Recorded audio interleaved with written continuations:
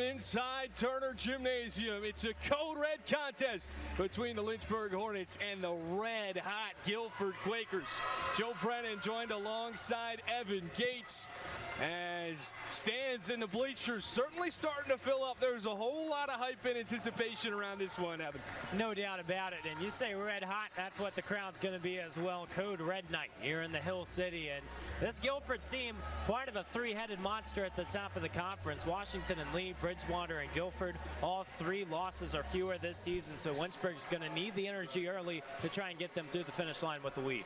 Lynchburg picked up a tough loss in their most recent affair against the Randolph-Macon Yellow Jackets, but it was a great performance from none other than Kate Littlejohn, who had a great night from beyond the arc, inside as well, and that's really how this Lynchburg offense likes to operate. And called blackjack, 21 points in that game. That's not the traditional bread and butter ingredient for Kate Littlejohn, right? She's dishing out passes, she's causing turnovers. To get those 21 points, she recognizes her value in the offense. Might need it again tonight against a really good Guilford backcourt. Absolutely. It's backcourt very impressive, but it's the front court that has really raised some eyebrows throughout this season, especially with a senior forward from Athens, Greece, in Anna Giannopoulou. Well, you think about the names in the conference, and that's probably one of the longer ones. I think everybody knows it now because she has been all too familiar, and obviously posting those 4 straight double-doubles, 9 on the season. She just really wrinkles your game plan, and this Lynchburg team doesn't necessarily have the size to combat that down low. It's going to be a committee effort to make sure that she stays away from the paint. Certainly no trade rumors surrounding this Greek freak. Not at all. These two teams should match up very well. Evan, before we were talking pregame, it seems like the key to this one for Lynchburg might be winning that turnover battle.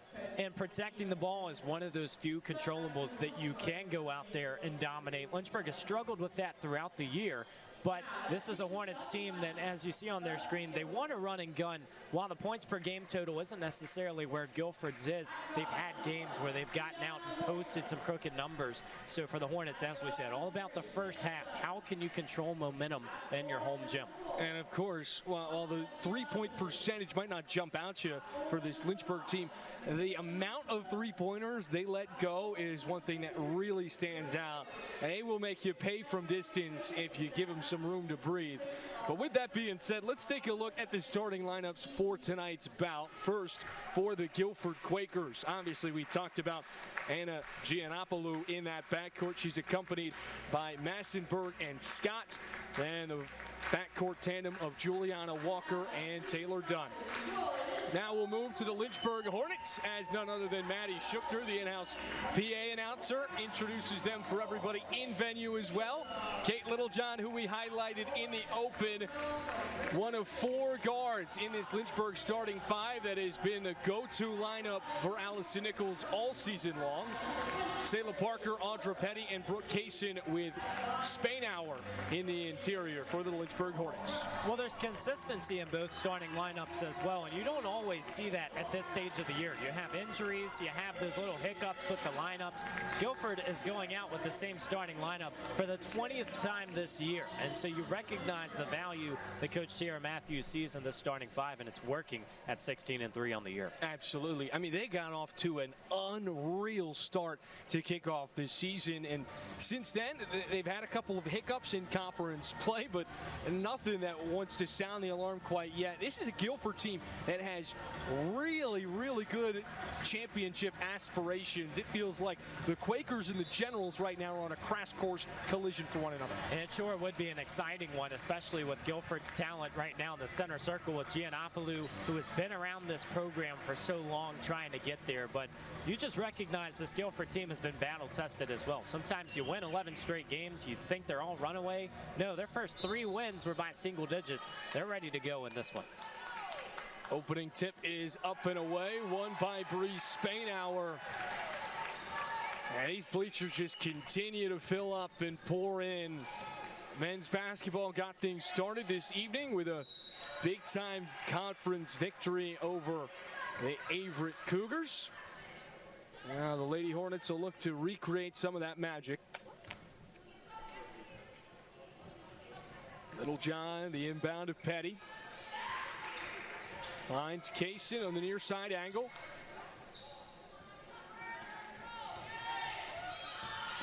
Spainauer looking for help. She'll play it back to Littlejohn. 5 on the ticker. The Euro step inside won't go.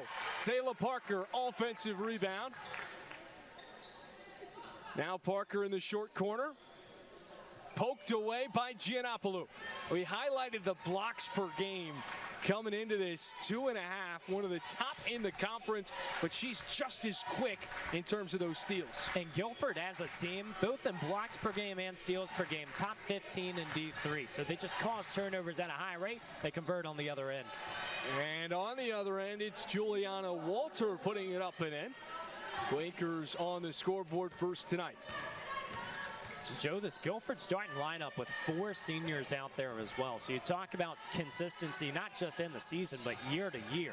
Spainauer inside, gets it to go. And what's so great is this group has had so much time to mesh, not only with that 5 on the floor, but with their head coach as well, and Sarah Matthews in her 5th season at the helm. Well, both coaches on the floor in their 5th season as Giannopoulou adds 2.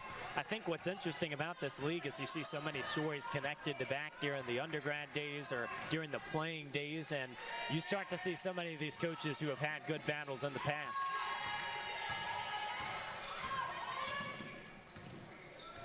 These two have had a long history with one another. Guilford with a clear advantage, nearly doubling up Lynchburg as Littlejohn lets it fly from the far corner. Rebound corralled by Massenburg, and the Quakers want to run.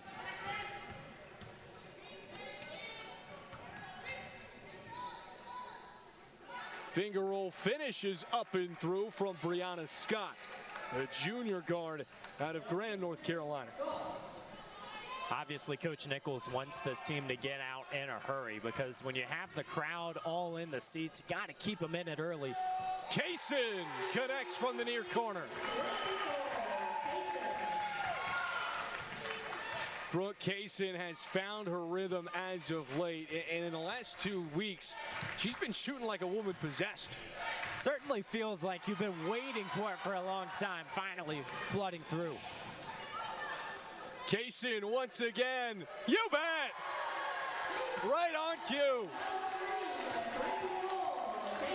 If it's going to be a broken record like that all night, we'll just have to keep saying it because Brooke Kaysen's stroke looking smooth early. Giannopoulou with an air ball in the student section, letting her hear about it. Immediately, a little bit of maturity, too. Just looks back to her coach, says, that one's on me. And I think so much of the success from this Guilford team, it's ownership. They want to get to the championship as a collective. They also understand, though, it's going to take all 5 in the lineup. Keeping your composure in these kind of affairs is easier said than done. You know, while your side of the camera shows you empty bleachers on one side of the arena, the other is packed to that brim, and it'll continue to pour in as evening practices for teams conclude. But we saw, oh no, Brooke Kaysen one more time off the back iron. That was a little bit of a heat check right there from 24 and white. But we talk about the environment on a Code Red game and what that brings to the opposition. With the men's basketball earlier this year, we saw Jackson Bell come out in the opening half for Roanoke, and he was really affected by that student section. Started the first half with under 5 points. He finished that game with the most points scored in the conference after making 8 threes from deep, and it was the composure that you really saw change with his body language. You know, we talked about in the first half being excited about the number that wasn't exactly a good one. Well, the problem after that was that he loved the people on the sideline because he was using them to get to that points total. And I think, you know, some players, like you said, you either embrace the pressure or you avoid it. And, you know, for a lot of these returning players, they want to be in these atmospheres.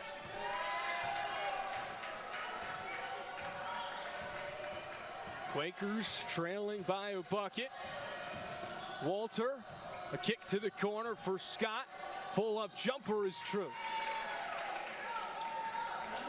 That's an impressive looking shot from the mid-range because you don't always see everyone stop in that spot. Looking confident. Littlejohn across the key.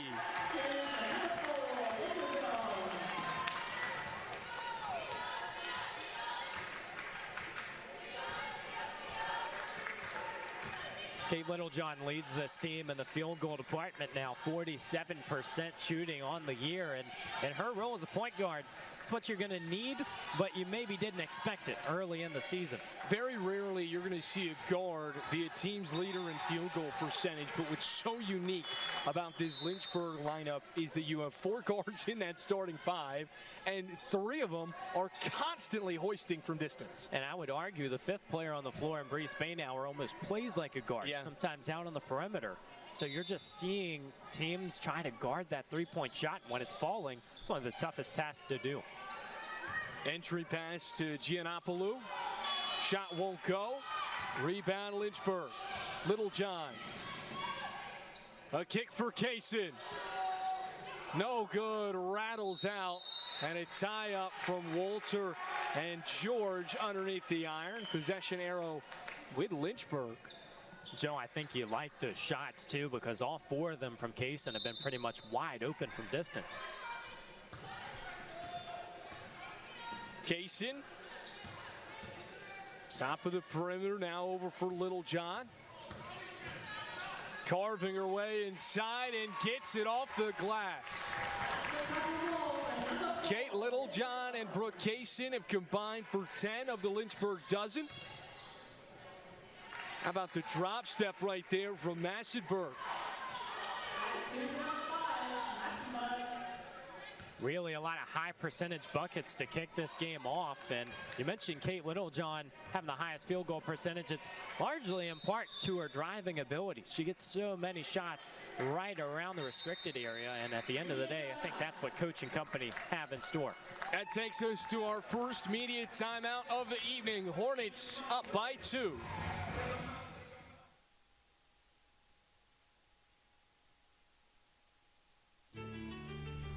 It's in our DNA. Making a difference. Creating change. Fostering belonging. Achieving excellence. Lynchburg, it's in our DNA.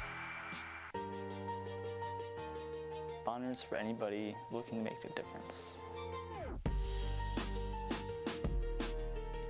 It's really community and connecting with the people around you.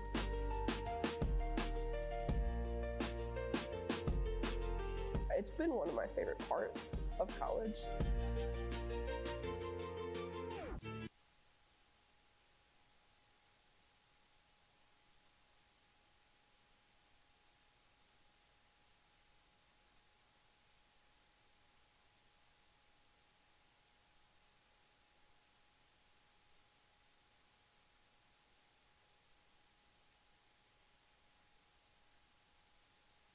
And we welcome you back in as you get another look at what Brooke Kaysen has been doing from distance for the Lynchburg Hornets. She's got a game-high 6 points thus far.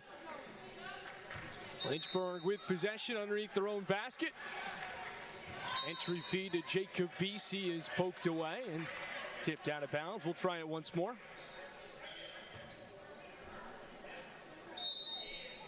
Hoffman, the Francis Marion transfer with the inbound. Kaysen, a dribble handoff for Hoffman. Now Vandergriff from way downtown, no good. Now with a team that has so many three-point shooters, Vandergriff, you could argue, is that three-point specialist for this Lynchburg squad. No doubt, and still trying to find her stroke here in the last few games, but you just want her to keep looking for a shot. Even when confidence maybe dips a little bit, you need her to be around and be a presence. Vandergriff and Schaefer tied for the team leaders for made threes this season outside of the starting lineup, as Giannopoulou heads to the charity stripe for the first time today.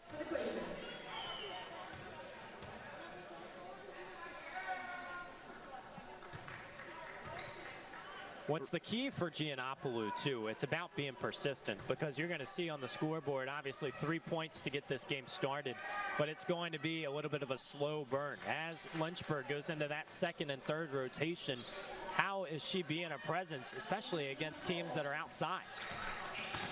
This is a Guilford team that clearly has a size advantage. Giannopoulou really spearheading that attack in the front court. And there's another big body on the inside with Ellie Trickett getting the rejection.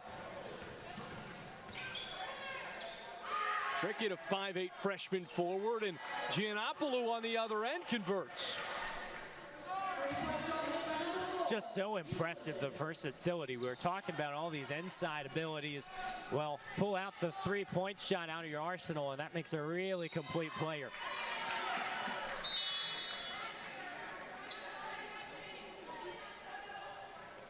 Guilford with a little bit of momentum here on a 5-0 run to reclaim the advantage.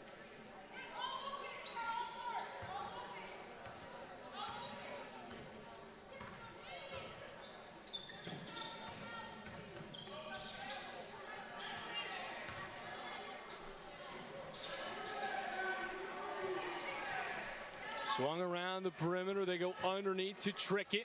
Right back outside. A pump fake and a dribble drive into the chest of Spainhour. And Brianna Scott gets the roll. Quakers now on a 7-0 run. That's just patient offense as well, trying to get a better shot opportunity, and you're seeing a lot of these drives start to pay off.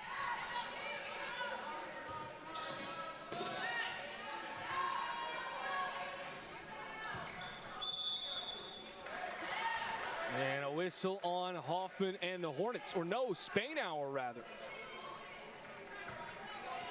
When you watch Audra Petty, I think she has to be a piece of the puzzle if you want to go and see Lynchburg find success in the rest of conference play. Struggled a little bit against Randolph-Macon, but you go back to that Randolph game where she put up 31 points.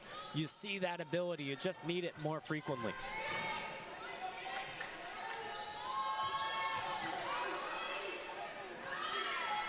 Underneath Trickett. The follow won't go. Rebound by Spainhour. Pushed up to Petty. The floater from the stripe won't go.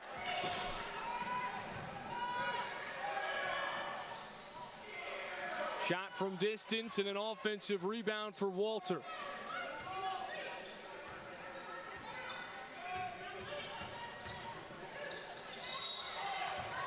And a foul on the attack from Juliana Walter.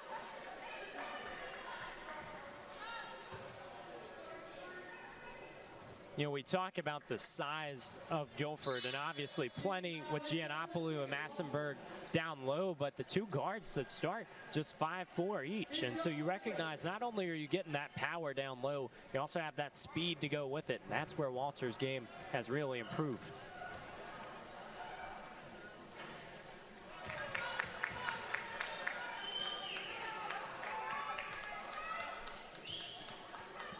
Under 2 minutes to go in our opening half of action. Opening quarter, rather.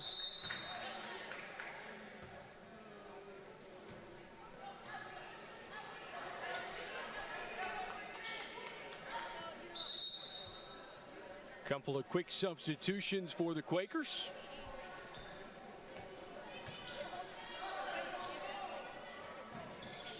Littlejohn looking for help. Finds a crashing Kaysen. Now Littlejohn in transition. Heads up for the cheerleaders. That's right. Everybody in the house trying to keep your head on a swivel.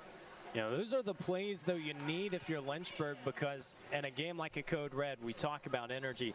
Can't just have Jamarcus Brown going up for a slam dunk to get the crowd into it. Transition's going to be key. The three-point shots, how can you string together the momentum?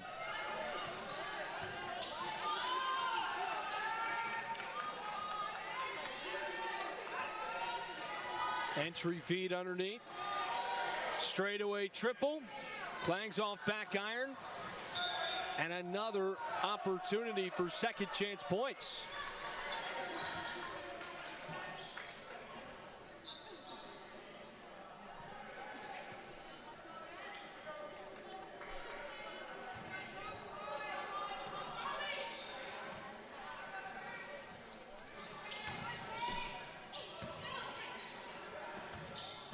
Giannopoulou into the chest of Spainhour. Physical play from the senior forward. You feel like that's going to be the battle to watch, and you just can't get worn down as a defender. But clearly, Giannopoulou, not only the presence down low, but just the fitness to go so many minutes in a game. Sayla Parker can't cash in from 16 feet. A 10-0 run from the Guilford Quakers and a traveling violation as Giannopoulou tried to add to it. We feel like it's been a really quiet 20 for Guilford as well. The way they're getting these scores are just sporadic, finding the mid-range shots and then finishing at a higher rate. Lynchburg clearly going to want to use the starting lineup later in the game, but how much can you get from your bench and the downtime of these quarters?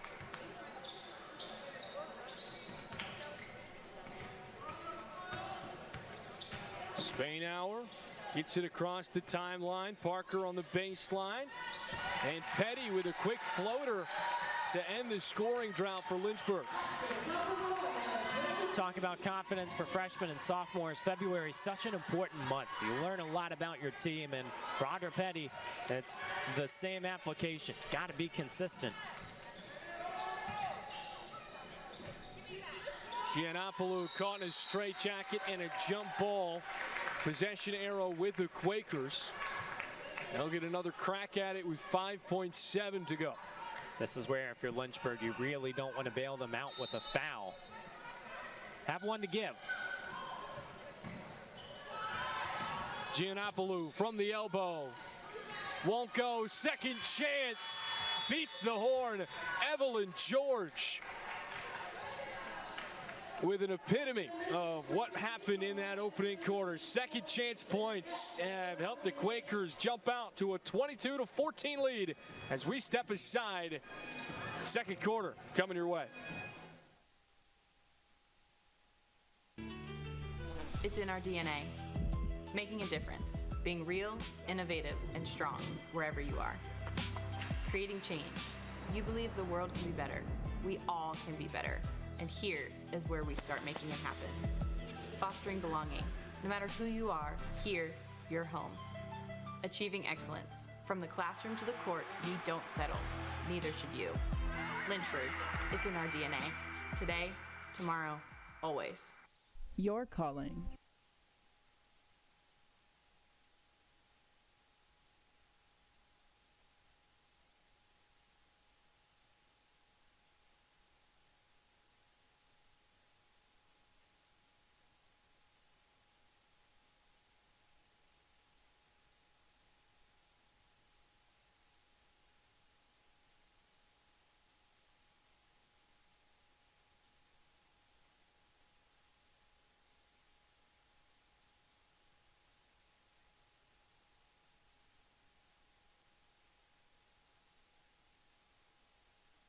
And we welcome you back to Wayne Prophet Court. Hornets and the Quakers for tonight's Code Red contest. Joe Brennan and Evan Gates here alongside you. 4 offensive rebounds for the Guilford Quakers in that opening quarter of action. As Little John puts it through from distance. And it's the second chance points that have really been a big differentiator in this contest, where it feels like every inch matters for this Lynchburg team against one of the top teams in the conference. We talk about size and rebounding, but it really does come down to that offensive rebound category, because you really gifted them 2 points to end that first quarter. It's been a clean game offensively for Lynchburg in regards to the turnovers. A team that averages just under 18 a game with only 4 thus far. Petty will let it go. No good. Another rebound for Giannopoulou. Well, and Guilford shot 53% in that first quarter. Wow. So looking at the deficit, you know, if you're Lynchburg, you're not going to feel too bad about where the scoreline rests.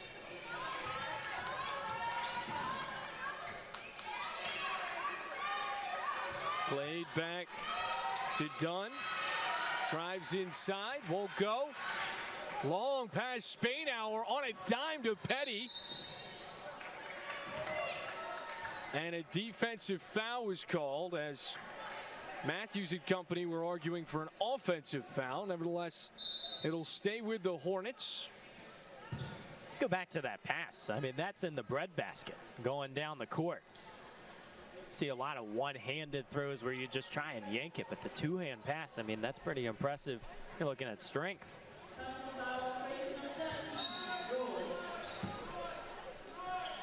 Parker with the inbound. Littlejohn shot no good, and out of bounds, last touch by a Hornet. Parker applying some pressure in the full court. Walter got a beat on her. Done. That's one too many steps.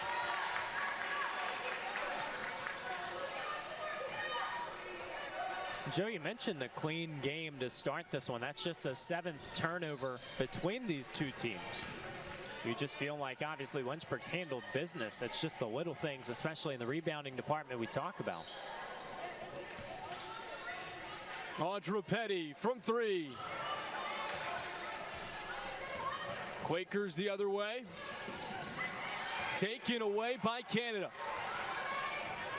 Canada trying to go coast to coast, draws the foul, and earns a pair at the strike. Like a little bit of the injection of pace there, and Caitlin Canada not always the one who's going to be first up the floor in that situation. Anytime you can slow things down, get the free throws, and just recollect, that's how you feel confident if you're the Hornets coaching staff. Couple of substitutions for Lynchburg as Spainhour and Petty head to the sideline. Now Lynchburg trying to counter with some size of their own with TB, number 22, in the front court. They've talked so much this season about the new additions in that assistant coaching role for Lynchburg this season with Alicia Ayatan and Mackenzie Bray. And you feel like with Felicia Ayatan, such a tremendous collegiate forward playing at the University of Virginia. And with her size and knowledge of the game, you can only imagine how much that benefits this Lynchburg front court. No doubt. And you love the fact that Lynchburg has some returners who have been in that role. It's not a freshman coming in and getting all the minutes down low. So you have a little bit of experience from the previous coaching staffs, and then you add this sprinkle in. And I think Bree Spainhour coming off a torn ACL, you know, you recognize, hey, you got a lot to work on, but also a lot to look forward to. She's really embraced it. Spainhour's made big strides. Brown, Kayla Sledge especially, her footwork has taken a major leap from what it was just a season ago. A rip from Massenberg, spinning back to the center of the key. Second chance, this one's off the iron and through. Guilford really just finding those mid-range and the finishes, and ultimately that can really wear on you if you're Lynchburg. Kaysen underneath to Brown, spinning inside. $1 million move, just couldn't get it to drop. Canada, another steal, but she's met at the mountaintop by Brianna Scott. Once again, earns another trip to the line. That's just good awareness, too, under the bucket. Sometimes you try to force that right away and just recognize, hey, let me get there and draw the contact and do it the easy way. Now Parker will take his seat on the sideline, and Hoffman returns to the hardwood.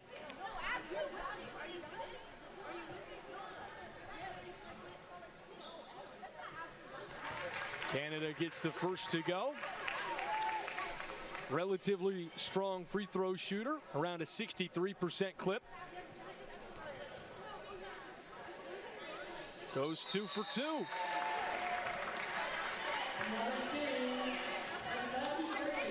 Joe, we've talked about it here in the last few games, but the Lynchburg team has a similar blueprint for this 3-game stretch. You had Mackenzie Matheny, the big for Randolph-Macon. Then you got Mary Slicner next week. So Anna Giannopoulou back on the floor right now. Got to just keep trusting that if you rough this thing up down low, you like your chances. And that's exactly what you're going to see on a week-in, week-out basis in the ODAC. I mean, you've got such a strong conference as Kate Littlejohn can't get her spinning lay-in to go. You've got a Shenandoah team that's been in the polls this season, a Guilford squad that has been right on that cusp of the nationally ranked, a W&L squad that has a great chance of coming away with a national title. And it says a whole lot when the best team in your conference could be the best team in the nation.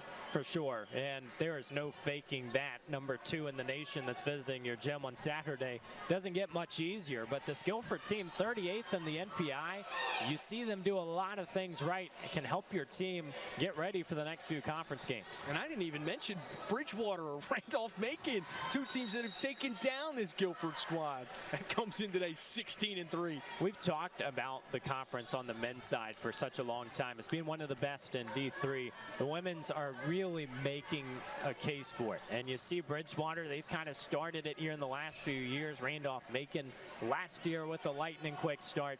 More and more teams joining the party each year. Quick trigger from the near side angle won't go. Brown corrals the board. Hoffman over for Littlejohn, a toe out of bounds. An unforced turnover by the Hornets. Kate Littlejohn probably has the closest shoes to camouflaging with the hardwood out there, but didn't work that time. At the 7th Lynchburg turnover. 14 combined between the 2 squads. Scott with a left hand, left it short. Fighting for the loose ball. Brown comes away with it. Spainhour into the front court. Littlejohn in the paint, draws a whistle.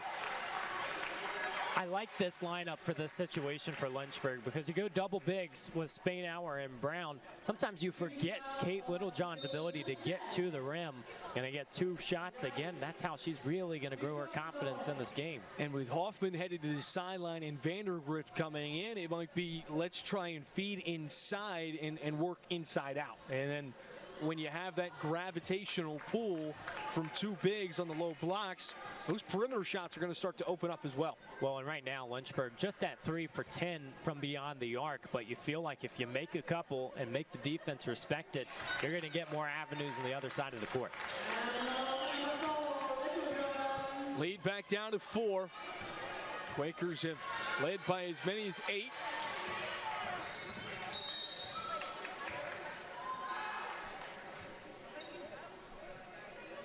Foul called on Brown.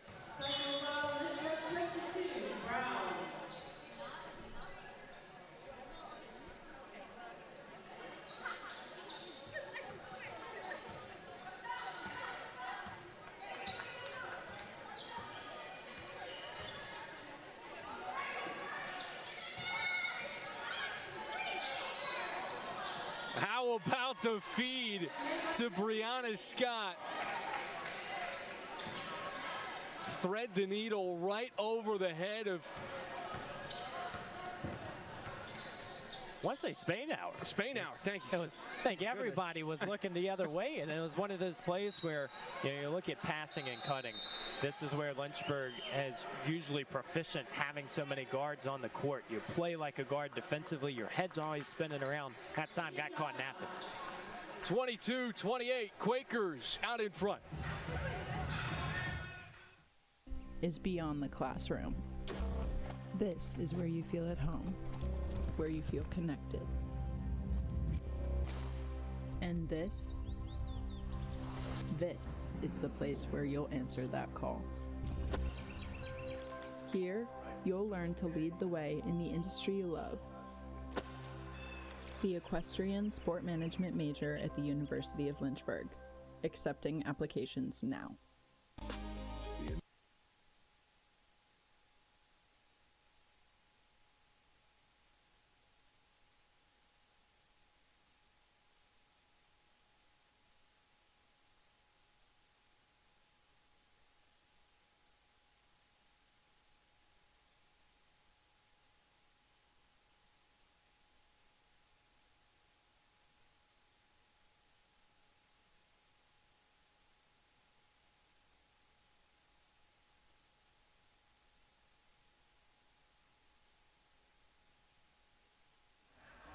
And we welcome you back inside Turner Gymnasium.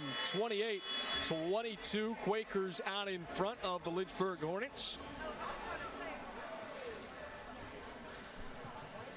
Scott leading all scorers for Guilford with 10 points on 5 of 8 shooting from the floor. Littlejohn leading the way for Lynchburg. With it now in the restricted area, out for Petty. Vandergriff, a baseline drive, a kick in the corner for Kaysen. Won't go. Ricochets off back iron.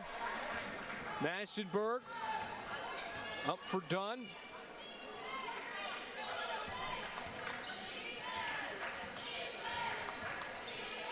Walter with it now. Not the separation, using the speed, but the floater too strong. Kaysen dropped off for Spainhour. Tipped out of bounds, last touch by the Quakers. I think on the Quakers' offensive end, they made their intentions pretty clear. 20 paint points out of the 28 on the board, and so constantly looking down low.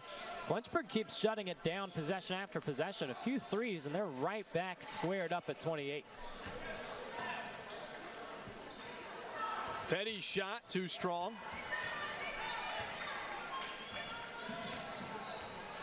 Andre Petty, one of the most prolific scorers in the conference this season, averaging a team best 17.3. She's yet to really get going tonight. Just 2 points on 1 of 5 shooting from the field. Hornets are really going to need her to find her rhythm to climb back into this one. You know, we've seen a few moments where confidence has sometimes been an issue, because now you've put up those numbers throughout the season and every team knows it. So on the scouting report, got to be ready for plan B and the other options of scoring. Giannopoulos going to work, draws the whistle on Kate Littlejohn. That's her first personal tonight, and for the second time the Greek Freak heads to the charity stripe.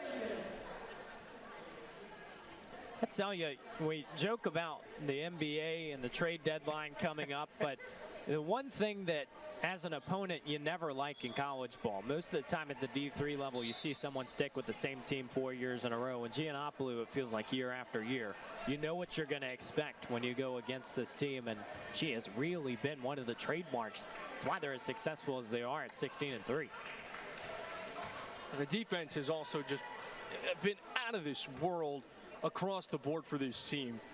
Giannopoulos and Scott in the top 10 for both block shots and for steals. And in the steals category, they're 1 and 2. I mean, that is unbelievable. And that's a consistent stat. You think about shooting percentages, sometimes you got to have it on the right day. Steals and blocks normally don't change. I beg your pardon. Giannopoulos not in the top 2. That's actually Juliana Walter that's tied for first with Scott. But don't worry, Giannopoulos not too far behind, sitting at 8th in the conference with 2.2 steals per game. So you're telling me 3 in the top 8. Unbelievable. That's why winning the turnover margin was so crucial for Lynchburg tonight, because this is a Guilford team that doesn't make a whole lot of turnovers, and they cause a whole lot of them. It's a big reason why they're one of the top dogs in terms of scoring margin. When you see where that turnover stat is at right now, 7 apiece, and the Hornets still trail by 8. So you just wonder, you know, if mistakes are made down the stretch, how it's going to be an even tougher climb. Got to try and get back to even here in the final 2.5 minutes. Another foul goes against Bree Spainhour. That's her second. Now she will head to the sideline.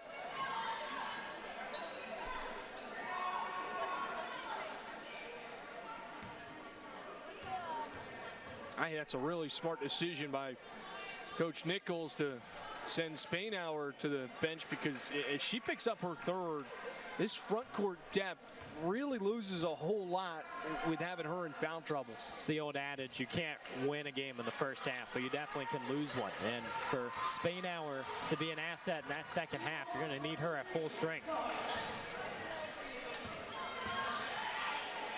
Littlejohn over for Kaysen.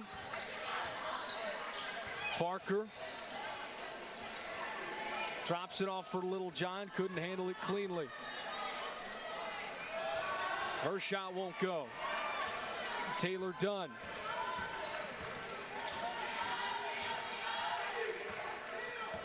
She'll set the table.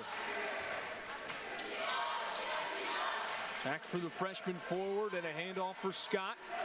Giannopoulou had it poked away. Able to recollect with 10 on the ticker.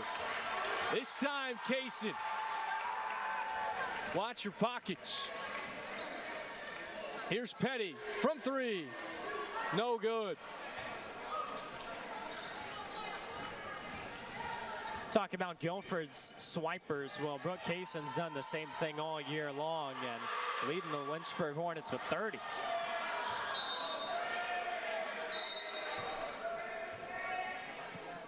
I just lost my concentration. Looks like we have Santa Claus in the building tonight. You know, it has been cold, by the way. It's been pretty snowy, but I thought Christmas was a few months ago. That's one way to rock the code red night. That's right. See, they say dress code, dress in red. Don't say anything else. We will see if there'll be a win under the tree for Nichols and company here tonight. 10-point ball game, the largest lead of the contest for the Quakers. Petty banks it home for 2. Those are the buckets you like if you're Lynchburg, because you don't have to shoot anything crazy. It doesn't involve a lot of complication. Just find the cutter. Giannopoulou fading away, banks it in for the deuce. That's just unfair.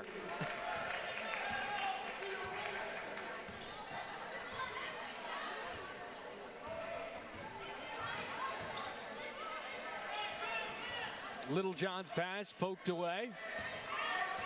15-second difference between shot and game clock.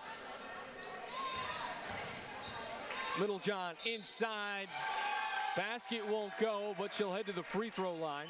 You know, one thing that has really stood out this season about this Lynchburg squad, obviously we talked a lot about the roster turnover, and it feels like they're entering a new era, and the change in culture. One thing that is really evident is the energy on the bench, and it feels like that freshman class really spearheads that attack. You've got Natalie Poole and Emily Evans, and I think might be louder than anybody in this gymnasium, more so than the fans cheering in the stands, the cheerleaders on the sideline. They're always up and moving around. Well, and you look at that bench, and the person to Natalie's right, Kayla Terry, kind of started that for this Lynchburg team, because energy is always going to be contagious. It doesn't matter if you're on the floor or not, and these are the dog days of the season, where you're playing some of those games and you're so exhausted. They make a difference whether you know it or not, and Coach Nichols appreciative that they're in Lynchburg uniforms. I'm so glad you bring up Kayla Terry, because she is a veteran leader on this team, and she's been sidelined for a great deal this season just because she's been dealing with injuries. But she's still found a way to make an impact, and having that contagious energy is something that in a lot of these close games have helped the Hornets, especially at home. If you can increase your value in that department too, it makes it feel like, yeah, when you're not on the floor, it's not that much different. Obviously, you miss your services, got to find ways to impact the stat category, but it's definitely a Lynchburg team that didn't miss a beat and still trying to make this surge to the ODAC tournament.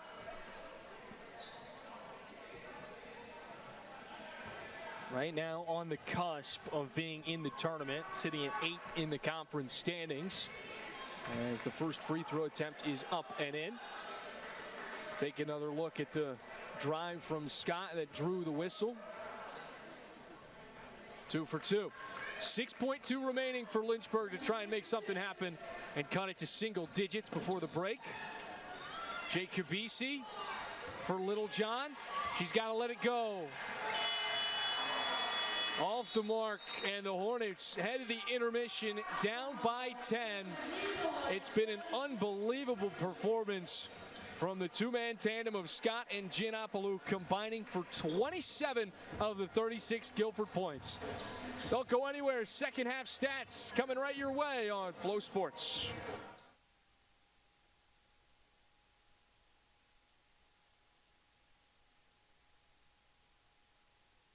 Every great idea begins with a sketch, a doodle on a napkin, a quiet spark of change before the world even knows it's listening.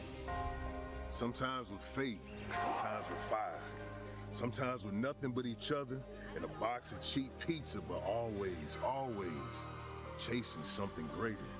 Some of us climbed out of concrete, others were replanted in better soil, but a seed isn't a legacy until it bears fruit. And this is an orchard built from service, sweat, and self-discovery. You see, back in 1903, a group of first-generation minds gathered not just to learn, but to rewrite the script entirely. They didn't just attend college, they built one. From the red clay of Virginia, they laid bricks of boldness and mortar made from mission. Here in Lynchburg, the cage birds don't just sing, they soar. Because at Lynchburg, they were finally seen.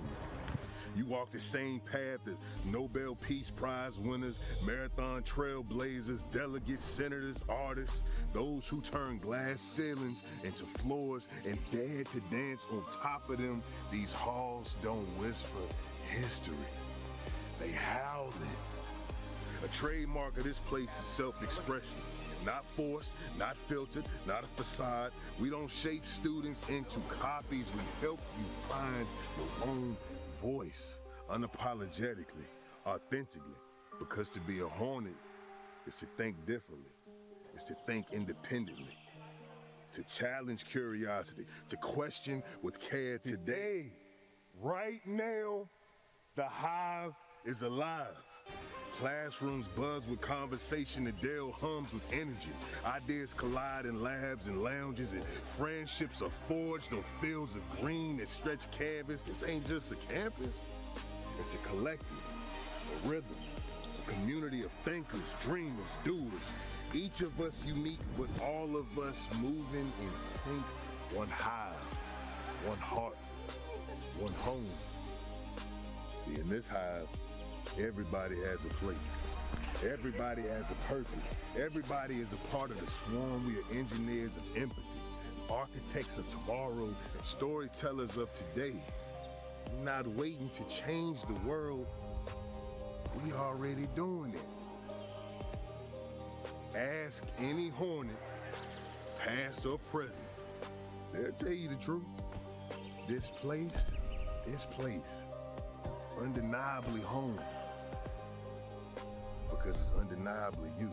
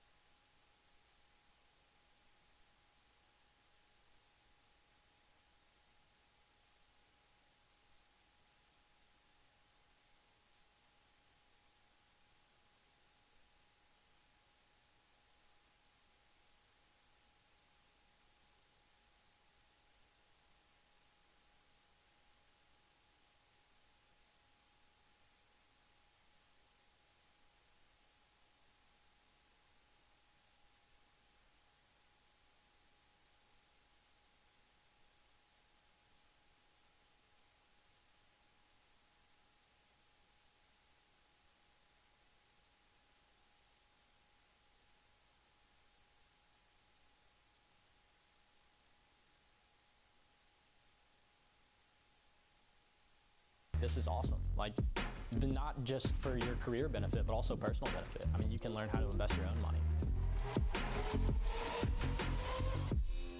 And you can learn how to do it here.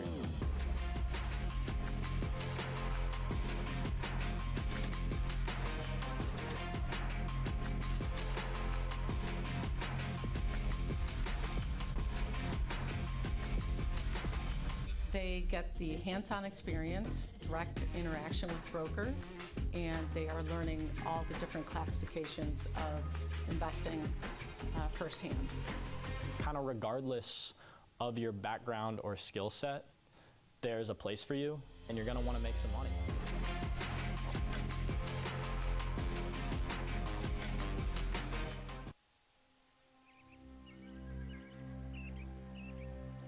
Your calling is beyond the classroom, far beyond.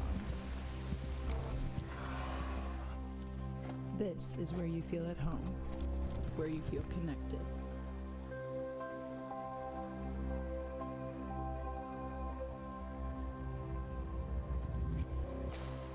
And this is the place where you'll answer that call. Here, you'll learn to lead the way in the industry you love, so your calling and connection become your profession.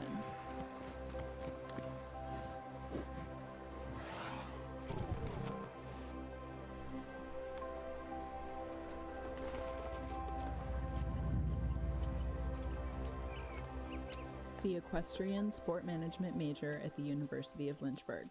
Accepting applications now.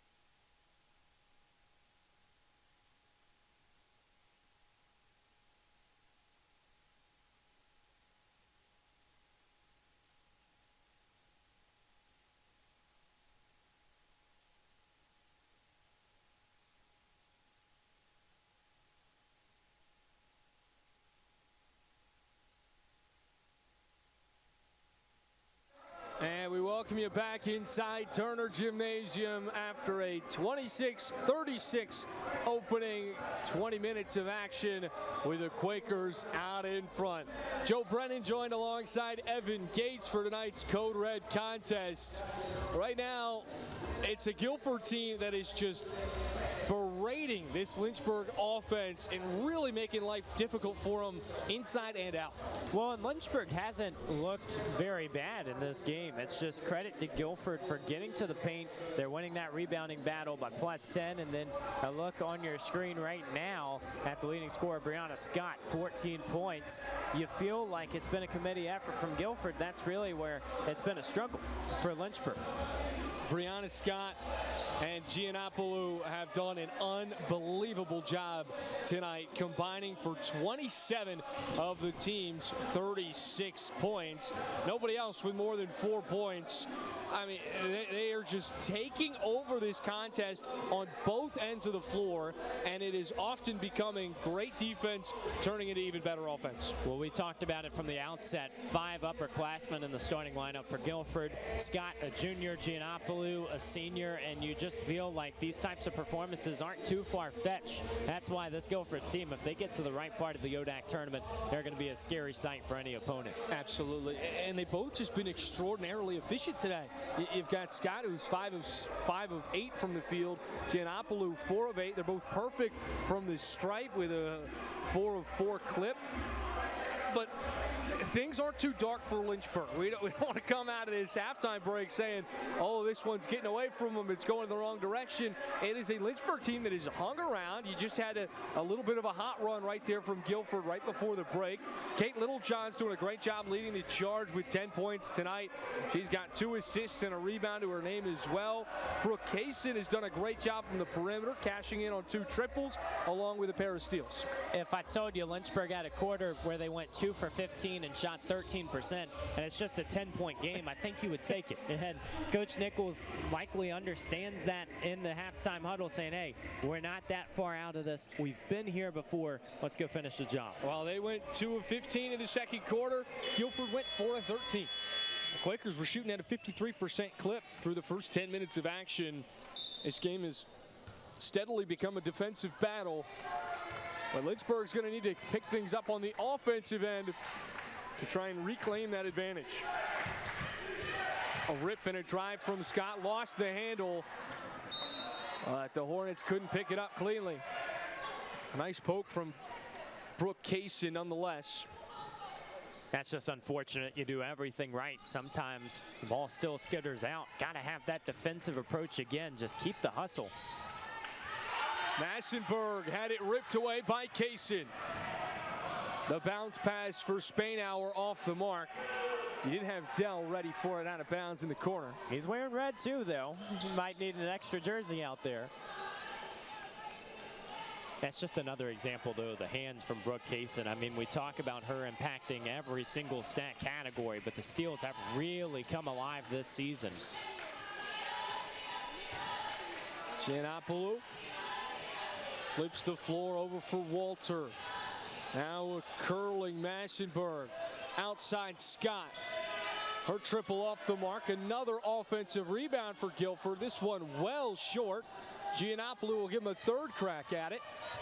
That shot clock did not reset as it missed everything. 8 on the ticker. Tied up with Spainhour, and a jump ball going the Hornets' way. That's a great few stands to start the second half. And now if you're Lynchburg, as you said, it's the offense that has to wake up, and really where that struggle was happening in the second quarter. 6 offensive rebounds for Guilford have led to 9 second chance points. Littlejohn on her knees over to Spainhour. A cutting Canada. The back door's open. How about the feed from the forward and Breeze Spainhour to set up that basket? Well, she's really taking advantage of her minutes, too. We talked about how she got to the free throw line in the first half. And a traveling violation called on the Quakers. Looked like for a moment Spainhour was about to pick up her 3rd personal.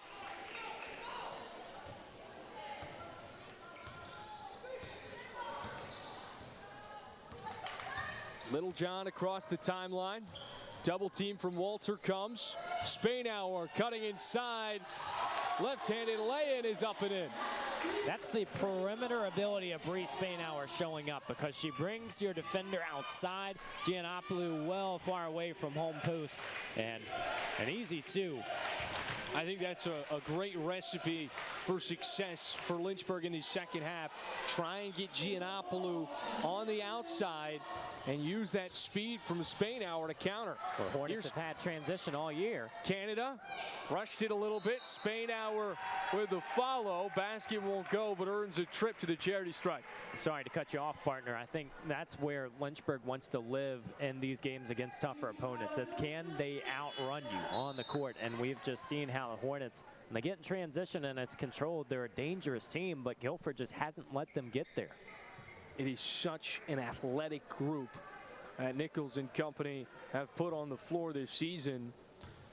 And in this day and age, oftentimes those transition looks can create wide open three-point opportunities as well. And this group, they are not going to hesitate to let it fly from deep in transition. Spainhour splits the pair, lead back down to 7.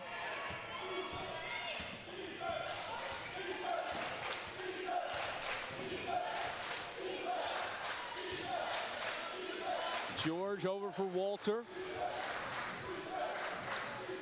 Now Scott. Harassed by Canada. Got a step. The Euro no good. And another whistle inside. This will lead to 2 shots for Scott. Love her ability to just continue driving. It feels like the play is never complete because she has that mid-range pull-up. She also has the ability to get right to the rack, and it's causing some problems for Lynchburg as Bree Spainhour goes to the bench. And I'm a big fan of this 5 that Lynchburg's got on the floor right now. We talk so much about trying to contain Giannopoulou. Seems like when she's going to catch a breather, Nichols is going to counter, do the exact same with Spainhour. That's right, and you just hope that Lynchburg can get hot enough here with this 5 to where when Spainhour comes back in, she has some more open opportunities at 5 points already, but got to feel like she's going to be a big ingredient. Timeout taken by Nichols. Hornets have cut into the deficit just a tad here in the third quarter with 7:15 to go. We'll step aside. Quakers up by 9.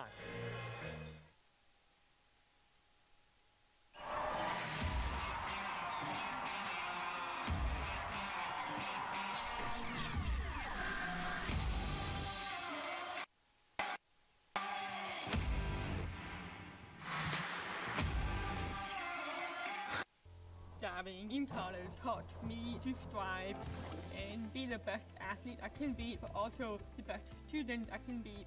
My coaches always made sure that the student comes first, because not everyone's going to become a professional athlete. So they make sure that we will do great in academic. I knew that would only open the door to my future, and I'm really excited to start my dream program for physical therapy.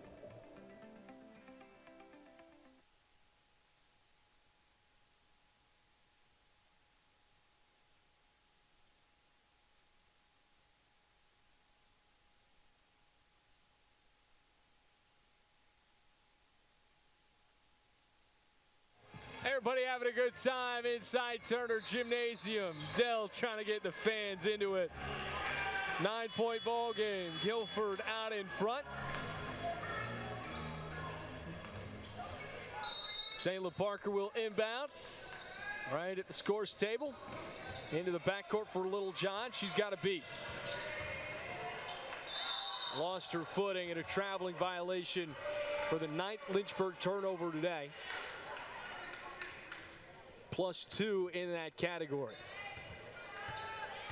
Bit of an odd sign playing a team from outside the Commonwealth. Obviously, Lynchburg's only trip out of the state the entire year was a tournament at NC Wesleyan early in non-conference play. And you just feel like with all these strong ODAC opponents, you're still having that same level. And ultimately, Lynchburg's going to have to keep battling through it. I've got a trivia question for you. Go for it. Can you name the ODAC member in the history of the conference that has been the furthest away from the Commonwealth?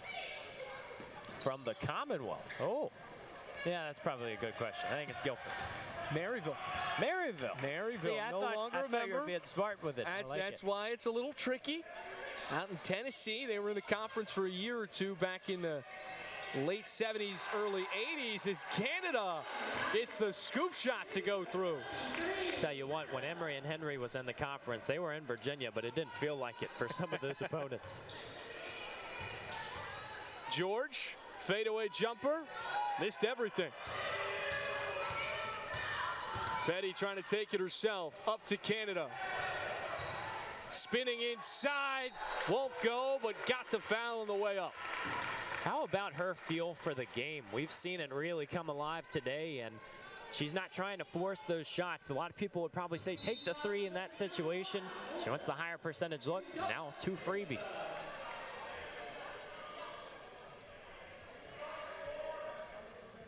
One thing that I think is so unique about this Guilford squad is they're going to press out at the wazoo. I mean, they're going to play a full court press, very similar to how the men's squad does. But it's not like they've got a deep bench. I mean, they've got 6 or 7 empty seats over there with 6 players on the sideline. And it's impressive that they keep up the hustle, because sometimes you see teams that like to run or they like to get up and down the floor. They struggle with that. It feels like they've had numbers and reinforcements every step of the way. Pull-up jumper from the nail, no good. Petty. Petty inside, trying to go coast to coast. An easy whistle for the officiating crew. Third trip to the free throw line for Lynchburg in the third quarter. Hoffman and Brown will check in for the Hornets. Little John and Canada head to the sideline. Joe, in the last few games, we've talked about the free throw shooting for Lynchburg. Just take another look at Petty's trek to the rim. They have led the conference in that category at this part of the year, averaging over 76%. Problem tonight, Guilford shooting 11 for 12 from the line, so you're not really revealing that advantage. Petty's second attempt won't go. But back down to a 5-point ball game.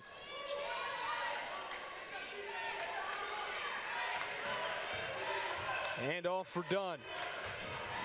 Got the switch on to Brown. Looking to feed Giannopoulou underneath. Petty comes crashing in from the weak side and forces a miss. Case in the rebound. Up ahead to Brown. Tried to force the issue, and it's ripped away by Dunn. Dunn finds a slashing Glenn, who puts it in to put the Quakers back out in front by a touchdown. Yeah, it's impressive timing. Brooke Kaysen just forcing a few passes in this game.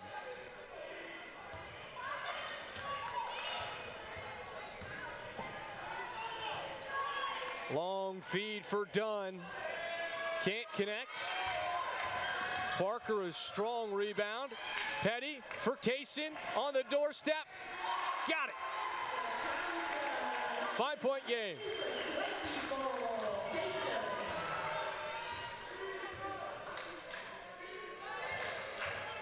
Massenberg can't get the shooter's touch. And another turnover from the Hornets. 2-on-1. Dunn's Euro won't go. A dive for the loose ball and a jump that goes in favor of the Guilford Quakers. You just see the hustle and the scram on the floor from Guilford. They're not afraid to go after those loose balls. The reason they have the advantage right now. And the full court press causing Lynchburg some issues. 37-42 with 4:20 to go in the third quarter.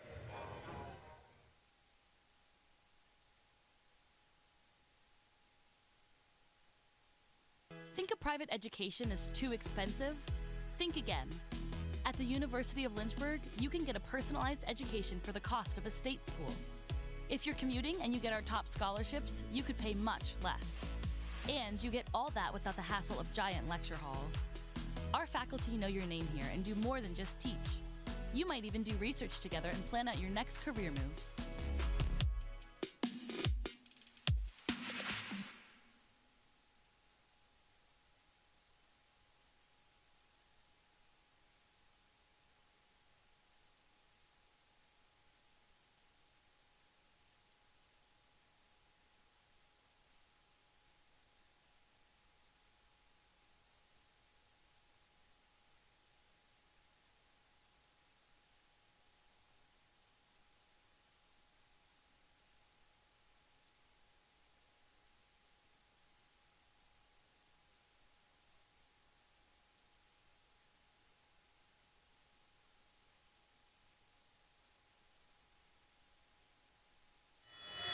And we welcome you back in. Brianna Scott has been putting on a show. 16 points in this affair on 5 of 9 shooting from the floor. Go right to her out of the media timeout. Underneath, Giannopoulou can't get the roll. Lynchburg's defense has been unbelievable. TB can't get the finger roll finish. Nobody out in front of her. Now Guilford the other way. Giannopoulou missed everything, but got it right back and gets the second chance. That's a big 4-point swing, Gates. Took the words out of my mouth. I mean, that's just one of those situations where Lynchburg has a chance to cut in and make it a one-possession game. Go right back into Brown. This time, banks in the difficult one.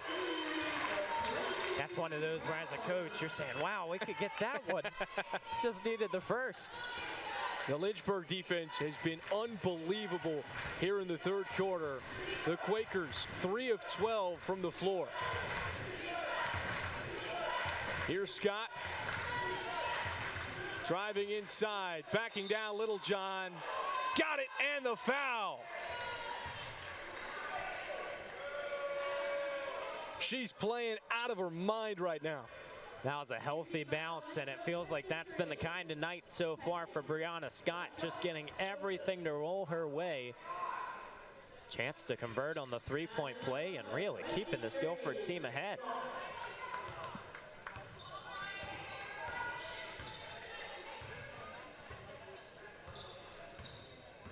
Scott's season high 19 has just been matched.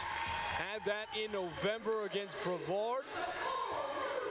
As Littlejohn counters on the other end to make it a 6-point game. Petty got her hand in the cookie jar and tied up with Cameron Claxton. We'll say one thing with Petty, you know, we've really talked a lot about her offense, but her size down low.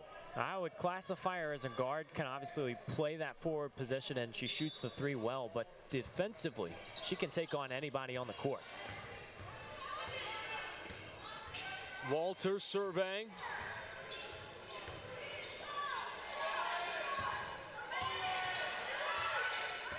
Eight on the shot clock. Gotta go. Walter looking for contact. Doesn't get a whistle. Petty spins off of Scott to get into the front court. Now looking for help as she lost her dribble. Littlejohn driving baseline. Had it poked free, but got it right back.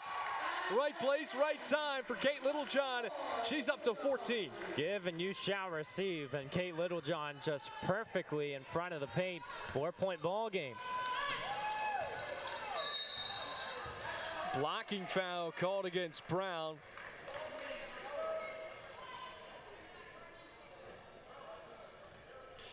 That'll be her second personal tonight. And a host of substitutions for the Hornets. Spainhour, Canada, and Kaysen back into the affair. Talked about it upon Spainhour's departure to the bench. I mean, you wanted Lynchburg to heat things up, to get back in the game. They did exactly that. Now you just got to utilize some of those starters. How can they enter the mix?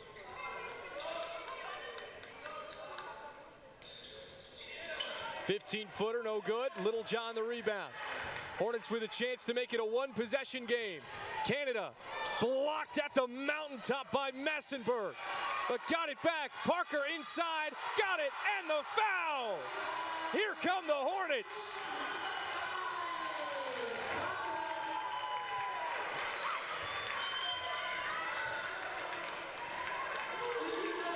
about the recovery right there to keep it alive and then find a streaking Sayla Parker. You want a wake-up call. Lynchburg with several opportunities right in front of the rim.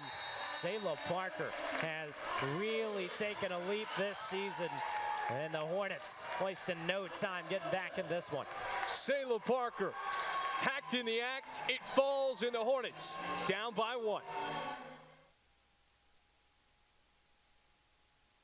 Want to have some outdoor adventures while getting a degree at the same time? At the University of Lynchburg, we have an on-campus zip line and rope course. Plus, we offer adventure trips that cost less than a cup of coffee. And did I mention our beautiful scenery? We're a university for students looking for something more than just books. Welcome to your new adventure experience.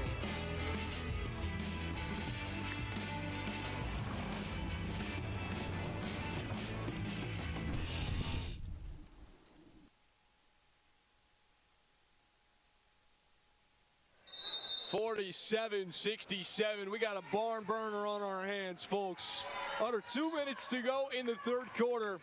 Lynchburg has clawed their way back into this one, winning the third right now, 20-11. Inside feed, ball poked free. Little John comes away with it. Played back for Kaysen. Now Spainhour. One too many.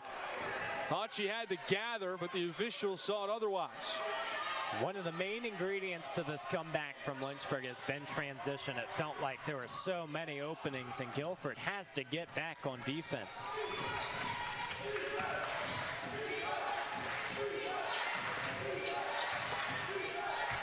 George inside. Massenberg off her foot, out of bounds. Hornet basketball.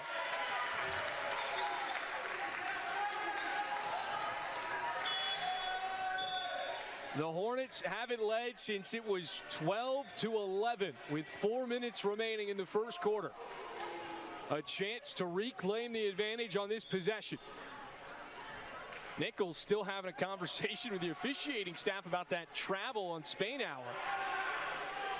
Saying, well, if it happened that time, let's make sure it doesn't happen again. And I think Spainhour has been such a critical piece to the offense because, you know, like we said, when she comes back in, poses a different look, and obviously Giannopoulou out there to try and defend.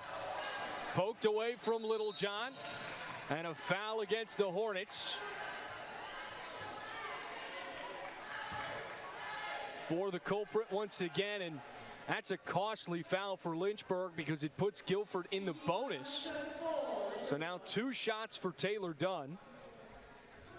You're lucky it's only 65 seconds to go in the quarter, but, you know, like you said, I mean, this Guilford team has shot the ball from the line extremely well. 13 of 14 now. Dunn is automatic as it gets. An 83% free throw shooter on the season. Lead back up to 3. Still a 1 possession game for the Hornets. Petty comes in, so the 5 on the floor.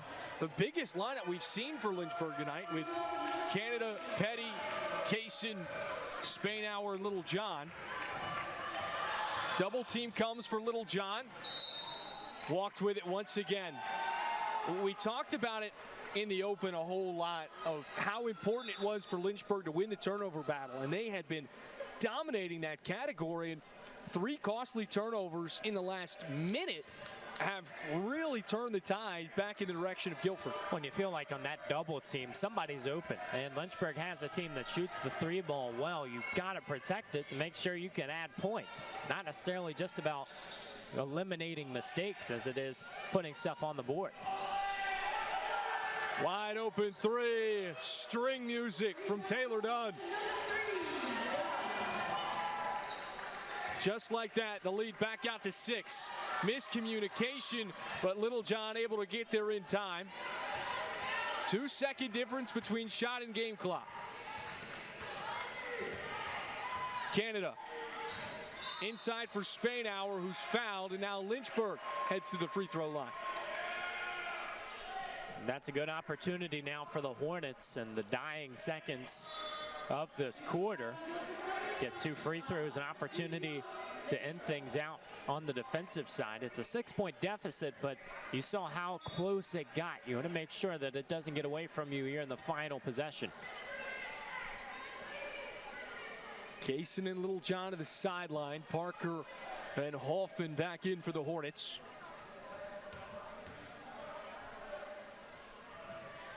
Every point just feels so crucial at this stage of the game.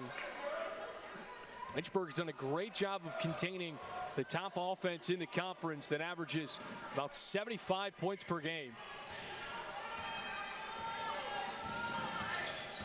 10 remaining. Scott to the rim, gets the roll. And the clock will expire as Hoffman inbounds. A nice late run from Guilford, very similar to what we saw in the end of the second quarter. Puts the Quakers back up by 7.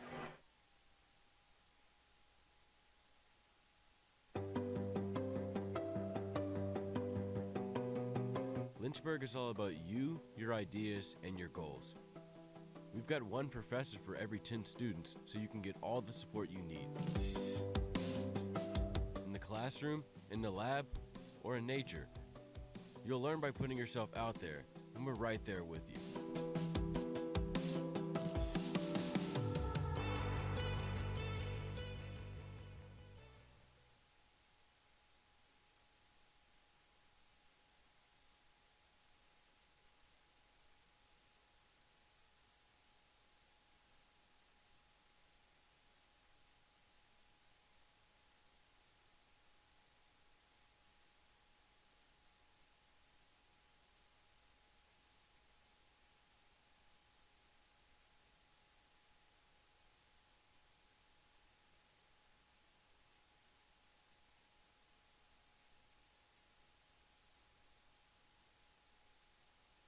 Nichols and company trying to reclaim the advantage after a hot stretch from the Guilford Quakers. They find themselves back up by a touchdown.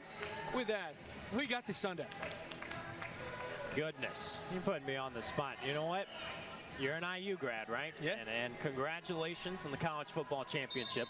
I think the Patriots have some similarities to how that team operated, kind of just building and getting everybody's attention on their side. I'm going to go New England. I'm going to take Seattle. They've got one Indiana alum on that team. Oh, one. Okay. Out of the what? 87. That seems like a high number. Could get 2 Indiana championships, though. We'll give you. I think America's just happy it's not Kansas City, and I promise you, it's not the women's basketball team. That was a powerhouse during my time there. They're still looking for their first Big Ten win, and it's February. Goodness. Nevertheless, we digress. Back to the ODAC. 47-54. Scott leading the way with a career-high 21 points.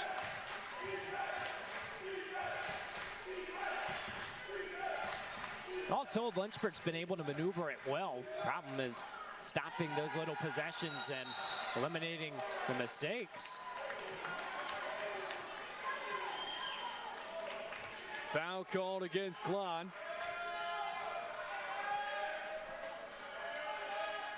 We were talking between the break, and it felt like Lynchburg, obviously, they let go of a lot of points to end that last quarter, but they got lucky they didn't allow 2 more in the final seconds, almost a turnover.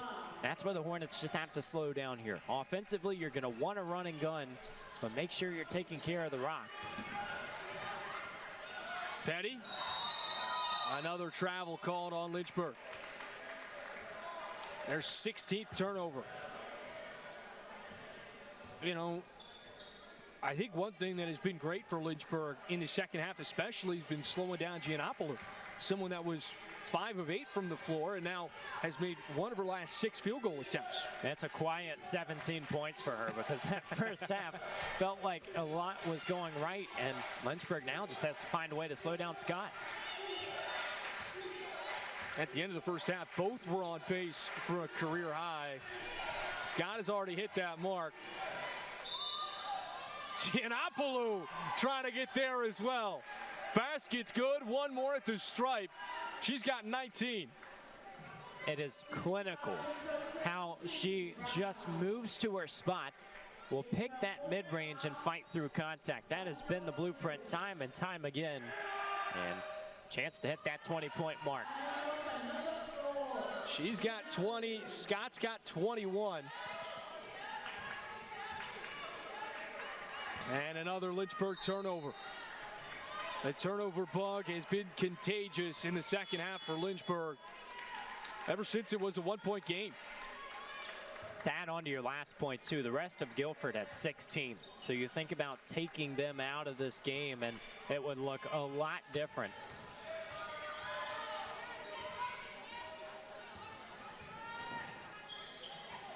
Blocked by Littlejohn.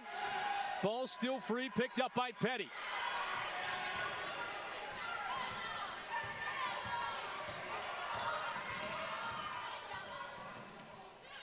Looking for help. Tangled up.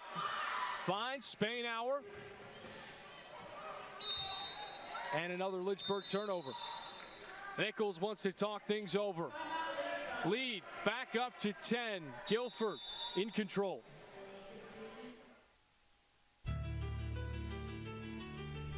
It's in our DNA. Making a difference. Being real, innovative, and strong wherever you are. Creating change. You believe the world can be better. We all can be better. And here is where we start making it happen. Fostering belonging. No matter who you are, here, you're home. Achieving excellence. From the classroom to the court, we don't settle.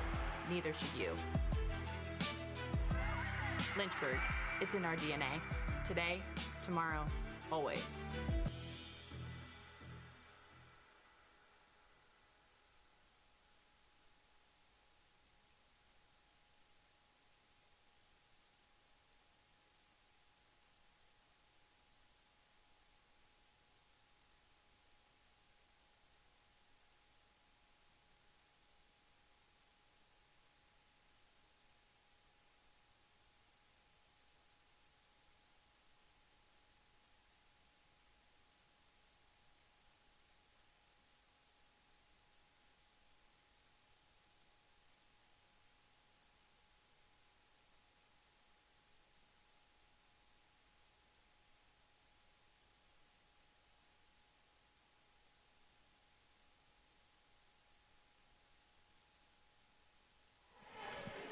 And we welcome you back inside Turner Gymnasium.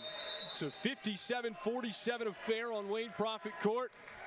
Lynchburg cut it all the way down as little as one late in that third quarter, but 4 turnovers in the last 2 minutes of play have helped Guilford extend that lead, and there's another one right on cue.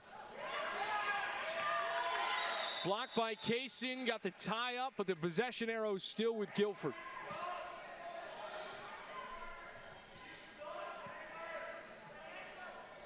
Seven turnovers in the last 3 minutes. That just seems unfathomable, the way that Lynchburg has stayed in this contest. But it feels like Guilford, not only are they creeping ahead on the stat sheet, they're also slowing down the clock. And it feels like Lynchburg is going to have to really get it together soon.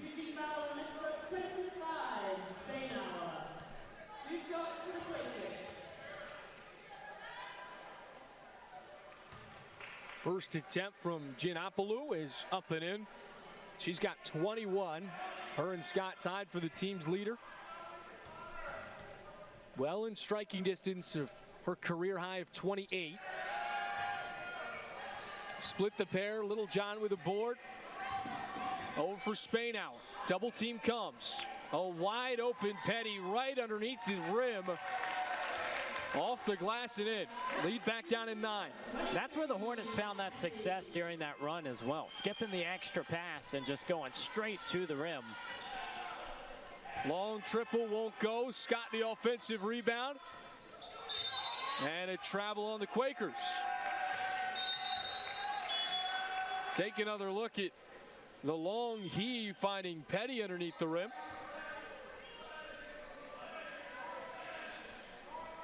7:41 to play. Kaysen for Littlejohn.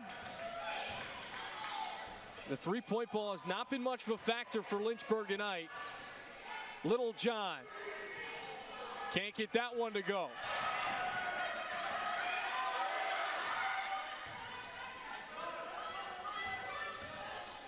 Walter going on Petty. Hit the bottom of the backboard. Canada for Sledge. Petty calling for it. Little John, the floater, no good.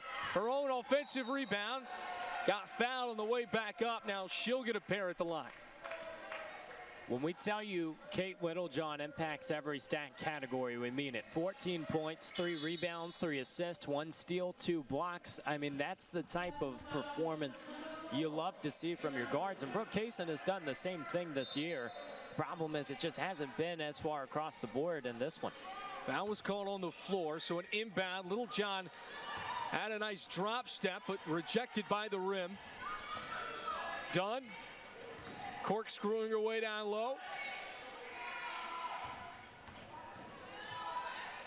Left-handed flip shot from Giannopoulou, no good. Out of bounds, last touch by the Quakers.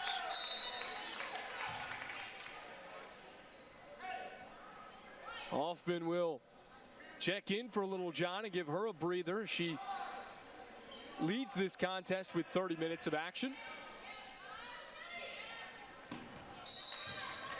Poked out of play by Massenberg.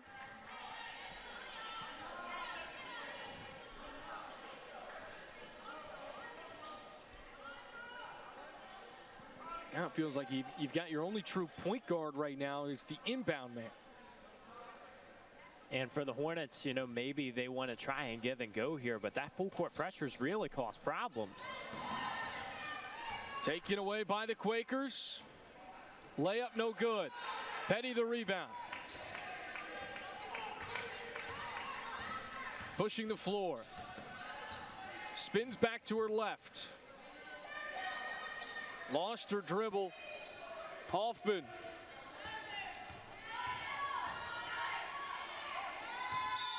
Out of bounds after the rejection from Giannopoulou. And just like that, Little John right back into the affair. Hoffman heads to the sideline. Maybe just some instructions on the sideline, and now you got to make sure you implement it. It's still a 9-point game, Joe. You know, we talk about how the Hornets have kind of let this one start sliding. Not out of it. I mean, it's a Lynchburg team that lives and dies by that three-point shot. And today, just 3 of 14 from long range. And 21 turnovers certainly isn't going to help your case when you're having that kind of night. Vandergrift comes in for Kaysen. I think Coach Nichols probably senses it too, and even if you just get 1 or 2 quick hitters and you cut that lead in half, that will help so much mentally. In the fourth quarter thus far, these two squads have combined for 2 of 14 from the field. Is it bad offense or good defense? A little bit of both? Yes. Yes, that's right. Next question. Massenberg for Scott. Kick out. The triple. No good. Scott the offensive rebound. Draws the foul and continues to add to her career night. That is just an agile offensive rebound going over the top against Kate Littlejohn, who's one of the stronger players on this Lynchburg team. Just no problem to be able to get it and muscle it back up.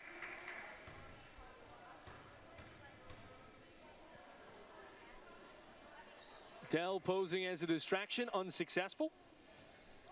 I don't think anything's going to stop the Guilford free throws today because now it's still 16 for 18. Automatic from the line today. See, you don't have the luxury of the seats behind the baskets here in Turner Gymnasium. You got the padding, so you got to be creative and send somebody. Parker for Petty. Her jumper is good. 51-60, back down to a 9-point game. It's really hovered around this area for most of the contest. Lynchburg hasn't led since late in the first quarter. Walter will set the table. A high screen from Daltis. Taken away by Petty. The Hornets out and running. Petty through contact, can't get the basket, but earns a trip to the free throw line. You know, sometimes you're looking at Petty getting down the floor, you're saying, trying to give it up for a three-point shot. I like that drive in that case because with Lynchburg's turnover rate right now, don't force that pass. Just get straight to the rack. Now Audra Petty has a chance for two.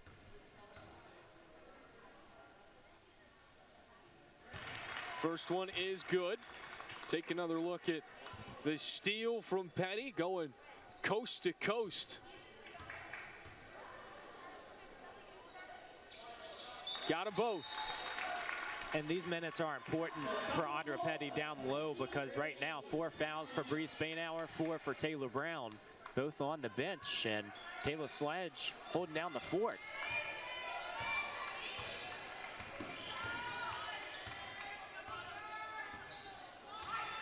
Walter guarded by Parker, drops it off for Massenberg. Underneath, and a turnover from the Quakers.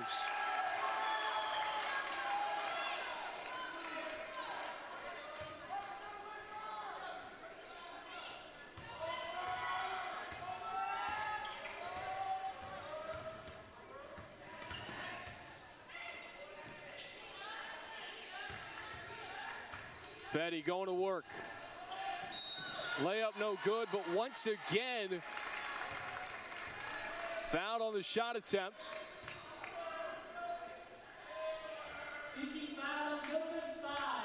A nice spin to create some separation.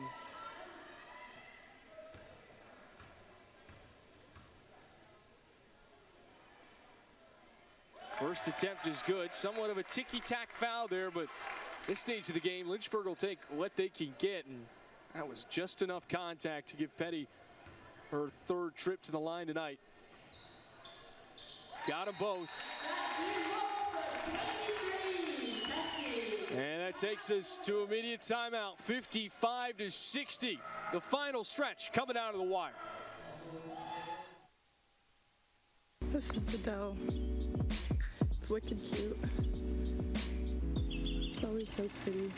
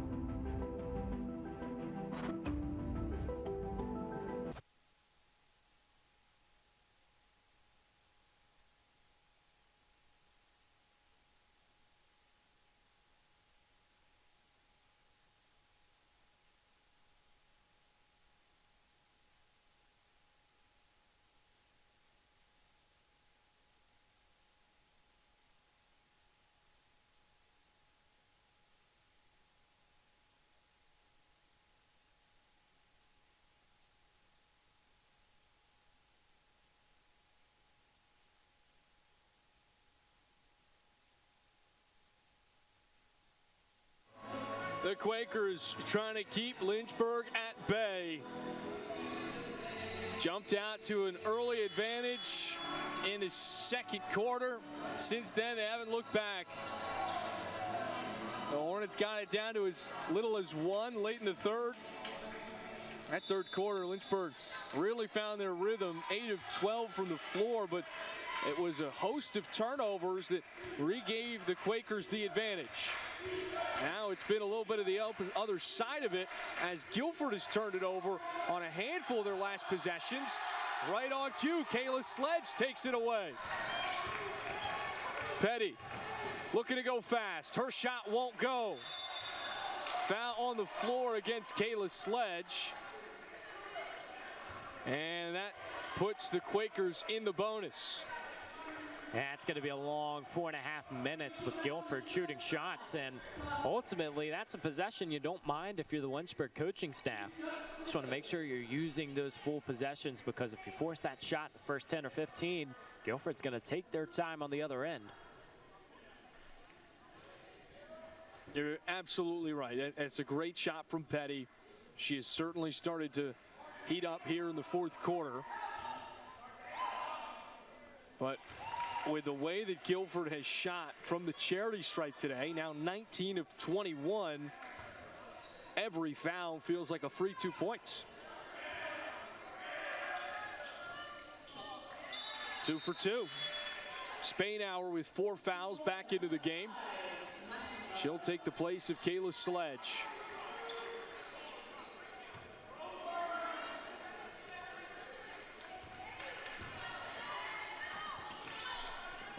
Vandergrift turns it over.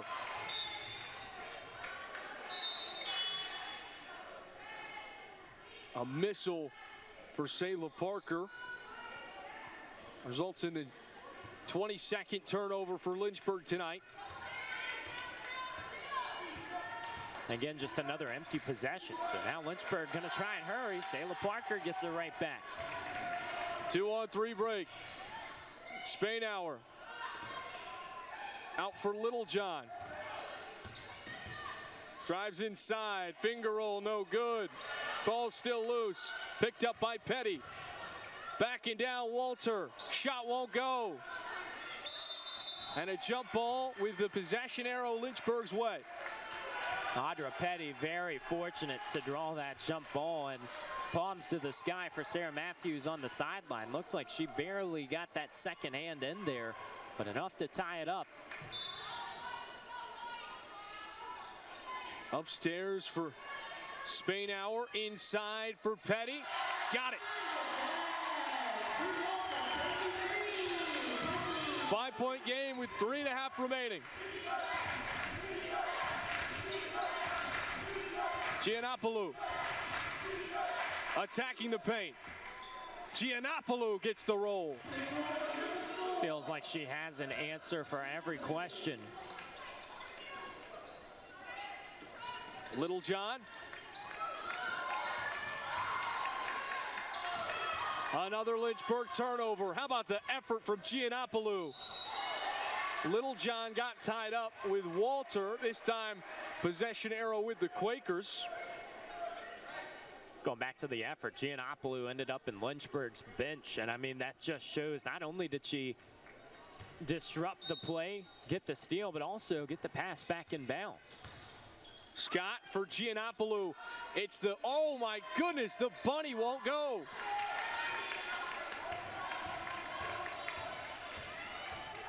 Littlejohn. Fouled by Scott. How many 4-point swings have we seen in this ball game just like that, where it ends up oh so close on one end, free throws on the other? A lot of stop and go here in these last 5 or 6 minutes.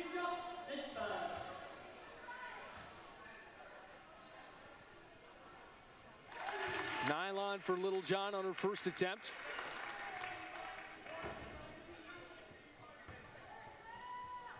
These teams 5 of 22 from the field in the fourth quarter.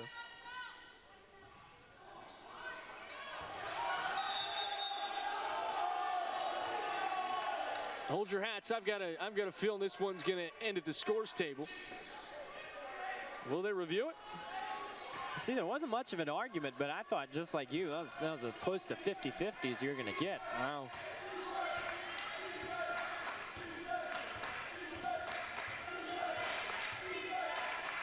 Giannopoulou dishes over for Dunn.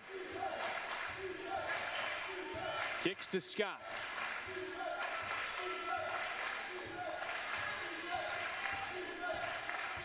Scott wants to go after Spainhour. Help from Kaysen comes. Rebound Littlejohn. Up ahead for Petty and another Lynchburg turnover. Number 24.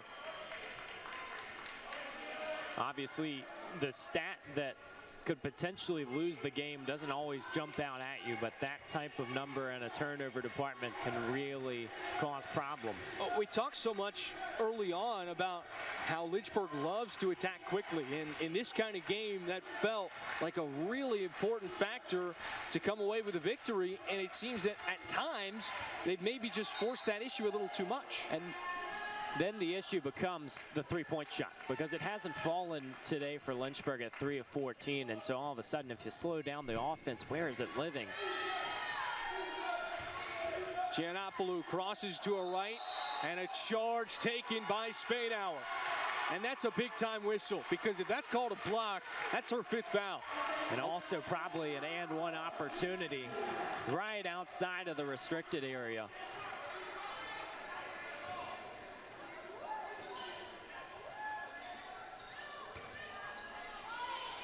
Lynchburg in need of a bucket.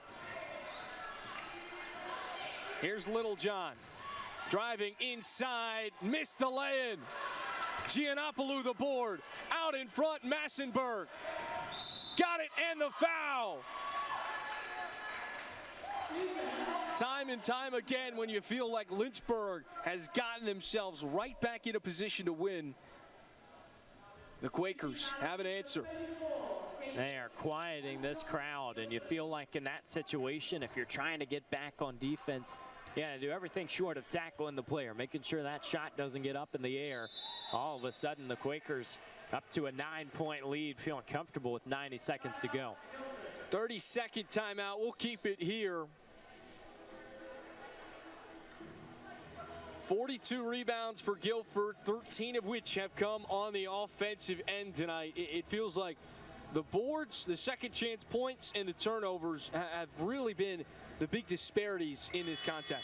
Absolutely, and you know, we have talked about a lot of ways that Lynchburg could get back into this one. The window hasn't exactly closed, but Guilford has just outpaced them the entire way, and it feels a lot like that Randolph-Macon game that we saw on Saturday. The Yellow Jackets didn't have a spectacular 5 or 6 minute run where they just put the Hornets away. It was a slow process, and for Lynchburg, they got to recognize they're still right in that fight against several ODAC opponents, even if it doesn't happen tonight. They'll need a handful of points in a flurry, and what's so tough is you can't really bank on Guilford missing free throws down the line. How about the defensive pressure at this stage of the game?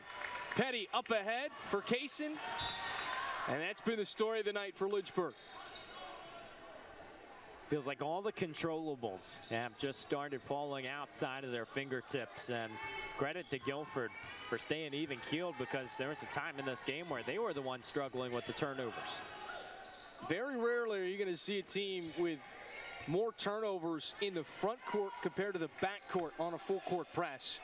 But that's just what happened tonight, as Guilford has just sped up this Lynchburg team, and at times they've looked rattled, but at other times it's been executed brilliantly, and that's a great reason they were back in this game when you thought they were out of it, and then it happened again and they got themselves right back in, because when the transition has worked, it has worked to perfection.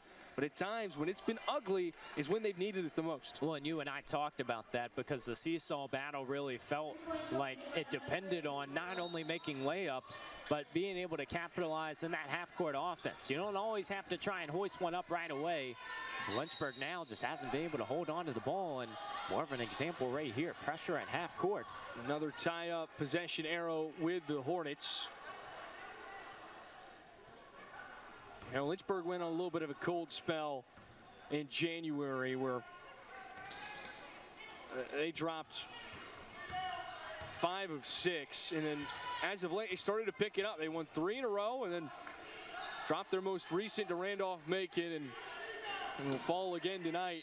And you turn around with 5 conference games remaining in the regular season. W&L and Roanoke at home, Hollins, Averett, and EMU on the road. You've got a great chance to come away with some wins, and those tougher opponents you're going to see on your home floor, which is a great advantage. But you're going to need a little bit of a hot run now, as you might find yourself on the outside looking in for postseason play. Well, fortunate enough to have seen some of those teams and had tight games against them. Of course, Hollins greatly improved from last year. Roanoke has been struggling at this portion of the season. So like you said, they're winnable. You have to handle business, though, against teams lower than you in the conference, because that's where you're going to fall out of that top 8. For Guilford, as Kate Littlejohn gets the bucket and the foul. They'll head home this weekend for a very tough battle against Bridgewater, and that affair is really going to determine some of the top seeding as we head down the line and see who's going to have a good chance to host a game. And then you've got Averett at home in mid-February, and then Virginia Wesleyan and Randolph-Macon sandwiched in between those two on the road, as well as Washington and Lee as your season or regular season finale on the 21st. And Washington and Lee obviously untouched so far, undefeated, and they are the team that's going to attract the most attention. But like you said, I think Bridgewater and Guilford, these teams that might fly under the radar, those are the ones who have also been right there in recent seasons. Got to feel like they're hungry for an ODAC title and trying to change the narrative a little bit. We know what Randolph-Macon did last year. Long heave. Scott right in the breadbasket, brings it in, and the Quakers come in to the Hive and walk away with a victory, 70-60. A career night from Scott with 23 points, tied for a team high with Giannopoulou, as those two combined for 46 of the 70 points. A great night from Littlejohn and Petty as those two went for 17 and 15, but just felt like the turnovers really cost Lynchburg down the stretch. 7 players on the floor played over 30 minutes tonight, too. So you look at the consistency in those starting lineups, you know who the main characters are. Kate Littlejohn, like you said, somebody who is really crucial for a successful game from Lynchburg, and just didn't have enough pieces connected tonight to go out there and get the win. They're going to have chances down the road. But like you said, partner, tournament time's coming up. You really got to be playing your best basketball. That will do it for us tonight. We thank you so much for listening and tuning in. Women's basketball back in action this weekend as they host the Generals of Washington and Lee. Until next time, thank you so much and stay cool.